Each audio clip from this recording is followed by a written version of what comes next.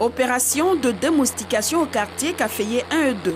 Lancée en février dernier, la traque des moustiques tigres, vecteurs de la dengue, se poursuit. 130 cas ont été enregistrés dans le district d'Abidjan. 2 personnes en sont mortes. La séance se déroule dans la commune de Cocody. Le choix des quartiers est basé sur les données épidémiologiques. Et selon ces données épidémiologiques-là, la commune de Cocody est bel et bien l'épicentre de l'épidémie de dengue que nous vivons présentement. Et les quartiers de Caféier 1 et 2, on a enregistré le plus grand nombre de cas et c'est ce qui a été choisi pour commencer et lancer cette activité-là. 76 cas, soit plus de la moitié des malades pour la seule commune de Cocody. Abobo arrive en 2e place avec 28 cas. L'opération de fumigation ne concerne que les moustiques adultes. Elle a lieu les après-midi, moment auquel le moustique tigre, responsable de la dengue, pique le plus, contrairement à l'anophèle qui ne pique que la nuit. Les 2 genres se distinguent également de par leur apparence. Le moustique tigre, appelé encore moustique zébré, est reconnaissable par sa couleur blanc-noir, quand l'anophèle, responsable du paludisme, est translucide. L'étape la plus importante dans cette lutte reste l'élimination des gîtes larvaires. Elle consiste à détruire les nids de reproduction, en clair, tuer le moustique dans l'œuf. Nous retrouvons les équipes de Dr Fofana le lendemain matin au quartier d'Ibi. Techniciens, applicateurs et guides ont pour mission d'identifier les gîtes larvaires et de les éliminer. Marie-Angèle conduit l'équipe. Oui, tu as pris là-bas? Il y a un que j'ai eu. On appelle tout ce qui est gîte, tout objet, comme noix de coco, la fermeture d'un compteur de soda, soit une boîte de yaourt qui peut retenir de l'eau. En clair, un gîte larvaire est toute infrastructure, instrument, récipient ou objet ouvert pouvant retenir de l'eau. Milieu propice à la ponte des œufs de moustiques et à leur développement jusqu'au stade de nymphe. La vie aquatique s'achève là. Une fois devenu adulte, le moustique a besoin de sang. Commence alors pour lui la vie aérienne. À Djibi 1, des pneus posés devant une maison retiennent l'attention des agents.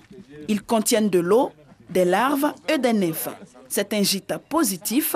Le propriétaire a perçu le danger. Il invite l'équipe à inspecter sa maison. Dans la cuisine, le siphon de sol. Il contient des larves et une grosse nymphe du genre Aedes, responsable justement de la dengue. De nombreuses autres larves sont découvertes dans les récipients de lessive. Et même dans le repli, vous voyez ça, rien à négliger tant que ça peut contenir de l'eau. Là, je suis fort surpris qui est chez moi-même. J'ai plein de larves encore. Mais j'ai veillé à ce que vraiment il n'y ait plus de retenue d'eau chez moi. Et lui et sa famille l'ont échappé. Ce n'est pas le cas d'Emmanuel Traoré au Val-d'Oyen. Docteur Anno, qui suit ce cas, rend une visite d'investigation au patient. Nous venons donc le rencontrer pour tant au niveau de son cadre de vie, rechercher des gîtes larvaires, également lui donner aussi des conseils d'usage qui sont tant sur ce dépliant et mettre à disposition ces moustiquaires imprégnés. L'environnement du patient contient encore des gîtes positifs susceptibles de faire de nouveaux cas. Emmanuel Traoré, le malade, pariait sur un paludisme à l'apparition des premiers symptômes. Ma maladie, là, ça a commencé de pâlir. Mon corps, sauf, puis j'ai mal de tête, puis mon corps, là, tout ça m'a piqué. Des examens adéquats permettront de diagnostiquer le mal. Les analyses médicales sont faites par l'Institut Pasteur sur son site d'Adiopo Doumé. Et en 2017, il y avait 3 types de virus qui circulaient, le 1, le 2 et le 3. Et pour l'épidémie de cette année, à partir de ces tests-là, nous savons que c'est le type 1 et 3 seulement qui circulent.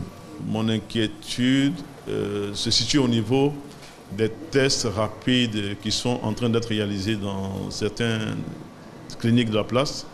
Le plus important au niveau de la dengue, c'est de rendre un diagnostic fiable. Et c'est pour cela que nous, au sein de ce laboratoire, nous ne faisons pas seulement que la dengue. Quand un échantillon arrive, nous faisons l'ensemble des tests des arboviraux. C'est-à-dire quoi?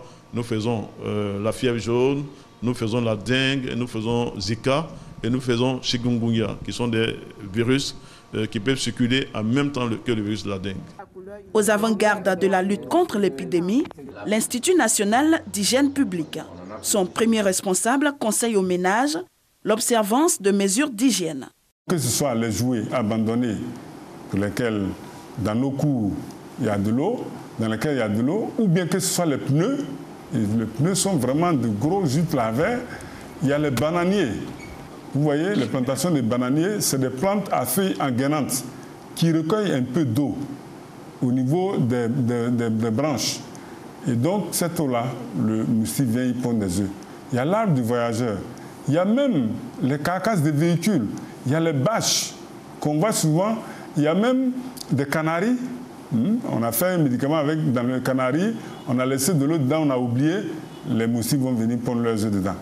Donc, le premier geste à faire, c'est d'éliminer ces gîtes larvaires. Les populations sont également appelées à ouvrir leurs portes aux équipes sur le terrain. Seule la collaboration peut assurer la victoire dans cette guerre contre la dengue.